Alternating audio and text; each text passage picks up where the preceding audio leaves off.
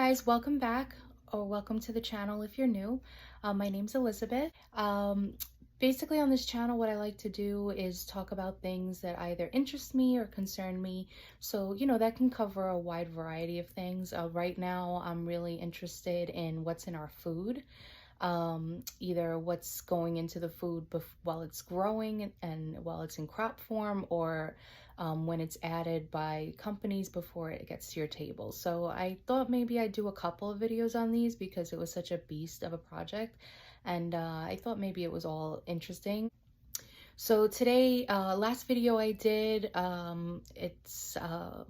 will post the link in the description box. It's basically on what is being put on our crops and the concerns of how it's affecting everyone in their bodies. And today I'm gonna try and show videos that talk about alternative farming and organic farms and things like that. So I have like 2 clips, and I hope you enjoy. Here you go. What the hell is this?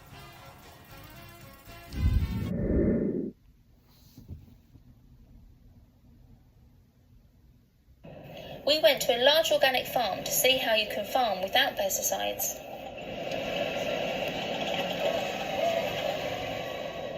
What was the main reason that made you change from conventional farming to organic farming? I was taught conventional farming, and in about 1976, I'm pretty old, I was doing an awful lot of spraying. And in those days you never ever thought, some tractors had cabs, some tractors didn't, and we never ever thought about safety equipment. And I'd be spraying away and get some spray in your hands and wipe it on your trousers, fine. You go home, you'd have a bath, smell quite nice, and about an hour later suddenly you could smell the spray coming out your system. And I used to feel blooming ill from it, and I thought, this is never ever right. And I then started to question, why do we have to use sprays? And there were people saying, you don't. So if you're prepared to listen, you can find methods that you don't have to spray. And up here, you can hear the wind, you can see the distance. When I was conventionally farming, it was a real problem getting right spray days to spray. Because if it's too windy, the spray drifts, you're wasting your spray, it's going onto your neighbour's crop, or it's going onto a crop you don't want it, and you're not doing your job properly. So I was always under pressure. When am I going to spray? Can I spray on the right day? Organic farming, I don't have any of those worries. It's just it sounds simple, but it's lateral thinking. It's farming your way out of a problem. We had real blackgrass problems. It's a grass seed that just grows and grows and grows in the winter. I was spraying 3 times a year for it. Twice in the autumn, once in the spring, and it was really expensive. And timing was critical. You had to get it on certain growth stages of the wheat. Was it too windy? Was the ground too waterlogged? Was it raining? You had all these pressures to get the spraying right. And I said to the boss, I don't think our first crop of wheat's going to be any good whatsoever. I think we're just full of blackgrass. He said, no, that'll be all right. Just wait and see. So we ploughed up the grass, put in the first wheat. There wasn't a blade of blackgrass in it. The cycle had been broken, and it was just like a revelation. It was fantastic. Break the cycle of the weeds, and you get a clean crop. And it was just great. What I brought up here on top of the down to show you is my homegrown pesticide strip. If we have a look at this, this is really very specific, and it's a 2-metre wide band of grass. And if you look at the grass, it really tussocks. Now in the winter, what this does is harbours and overwinters beneficial insects, and they're ladybirds and the parasitic wasps. In the spring, as the crop grows, these insects from the beetle bank invade the cereal crop, and they eat the aphids. And scientific work to date has shown that they invade for 200 metres. So every 400 metres across my fields, I leave a 2-metre strip, and it's called a beetle bank. And that's my homegrown pesticide strip. It's really simple, keeps the crop clean, does other things as well. It's a real nesting place for skylark and grey partridge. So it's beneficial to the environment, not just to the crop. It's got other plants in it. It's got clovers, it's got birdfoot trefoils, so it's got something that pollinates. So in the spring and summer, it's pollinating, it's attracting other insects. So the more biodiverse the type of insect you've got in there, the more chance they've got of invading the cereal crop and keeping your cereal crop clean. That's cool.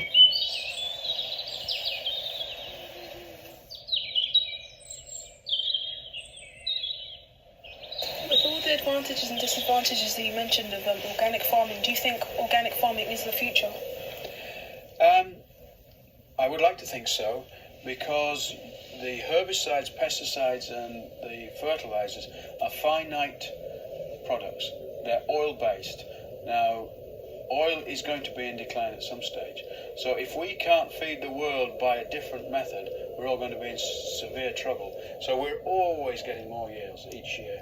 And I think in 20 years' time, what we're doing now will be totally different, but still incredibly beneficial for the environment, and we're not using these finite resources.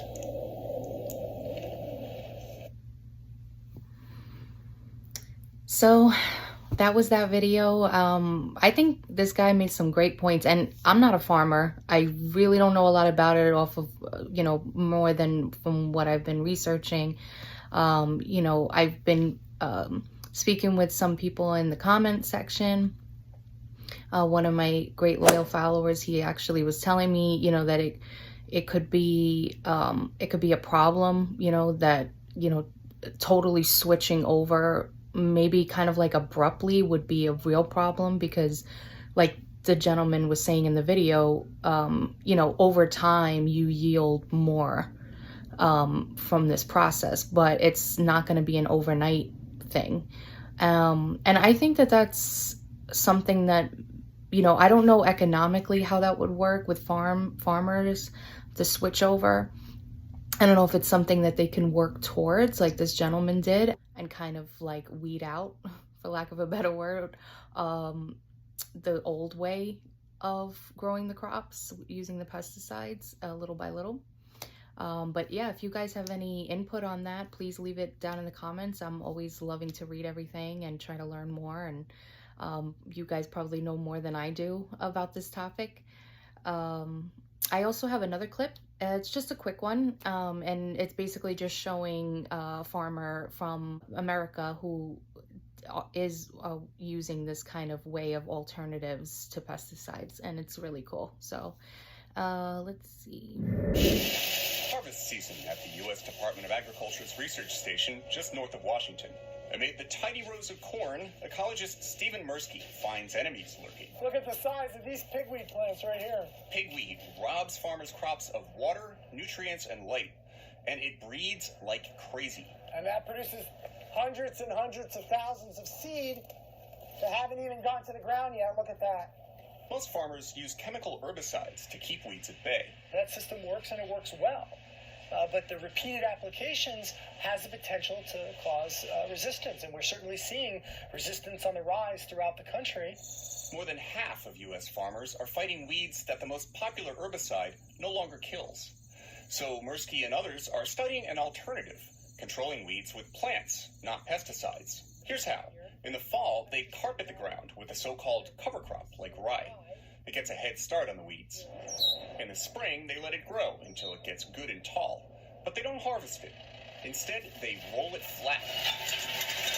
Those bars on the roller crush and kill it. And we can kill this cover crop without using any chemicals, and we can get a nice weed suppressant mulch here. You can see how thick this mulch is here. That thick mat of plant matter stops the weeds. And so it covers the ground, it reduces the amount of light that gets down into the soil surface, and by keeping the ground cooler, it also inhibits the germination of weeds. The crop gets planted through the protective mat, and at the end of the season, it's a pretty clean cornfield. This is virtually weed-free. In fact, this is like one of the only weeds that we can find in this whole area, and this is a really spindly, small little pigweed plant. Rolling cover crops does more than just fight weeds. The plants rolled down in the spring decay into rich soil, making for better harvests in the fall. Mirsky says farmers across the country growing all kinds of crops are catching on, not just those with herbicide-resistant weeds. It could dramatically increase production of organic crops grown without herbicides. For an organic producer in a region where this is going to work, this could have huge implications. It won't work everywhere, he adds, but where it does, it offers farmers a new tool to crush an age-old foe. Steve Barragona, VOA News, Beltsville, Maryland.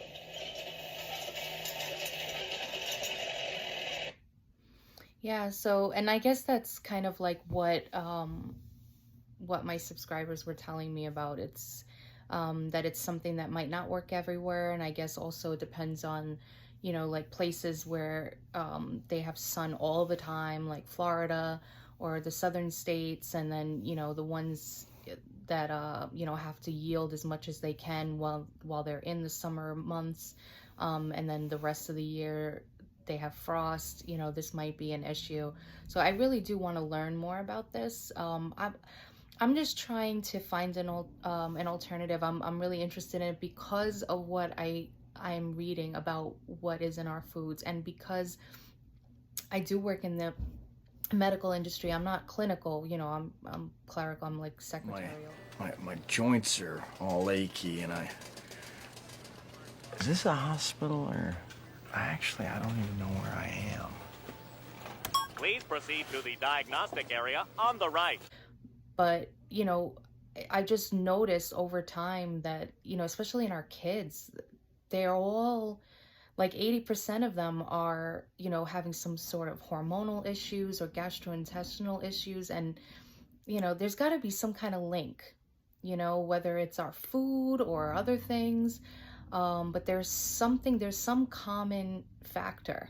And I really think it's something we should discuss. And I really think if we don't, at least have a discussion, you know, and I could be totally wrong. But it's good to open up that conversation. And I know I looked up in New York State, for instance, there's 19,000, I believe I read it.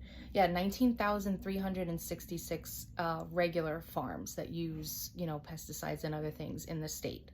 And 692 farms are fully organic.